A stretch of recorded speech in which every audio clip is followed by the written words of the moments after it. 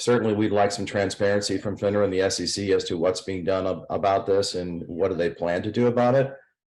They haven't had any transparency whatsoever at this point.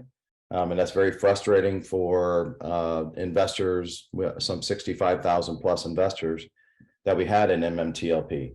What's unique about our situation is one of our four members of the Flamethrower LLC mentioned in one of the letters that we sent to Congress is that ours is very unique in that MMTLP is no longer trading. So everything that happened is frozen in time. We have a unique ability to go back and if we get cooperation, actually get all the information that we need to determine what happened, who is responsible, who the bad actors are, and go after them accordingly.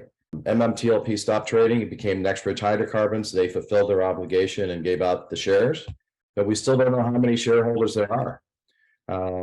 We believe there's a lot more than 165 million shares that were in circulation, and those answers are still out there. For us, the biggest thing that the biggest improvement we've seen since the halt is that our shareholder base in MMTLP is massive and loud. They're very loud on Twitter, and they're very loud in front of Congress, and they are just belligerent, which is fantastic, because this is a squeaky wheel type of setup. So now that, I think we were kind of one of the leaders in getting out in front of this, now that everyone else is kind of jumping on board, everyone is acutely aware of this in Congress. And so we have letter writing campaigns. We have interviews with congressmen and congresswomen.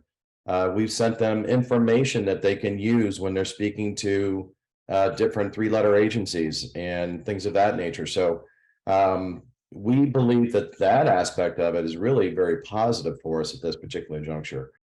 But the really the frustrating part for me is if I'm an investor in the U.S. market and we've uncovered all these problems, my goodness, it's very difficult for me to pull up E-Trade and invest knowing that all this stuff is going on in the U.S. capital markets without it being solved and without it being fixed.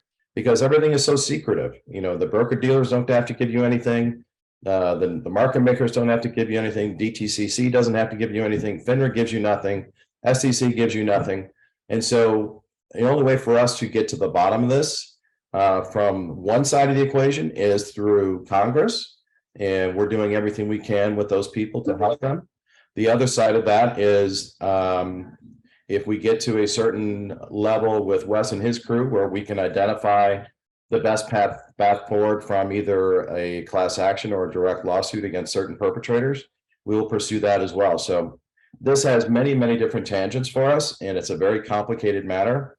But the good news is we're not going anywhere, and neither are the MMTLP shareholders. And if you probably followed us on Twitter at all, they're massive.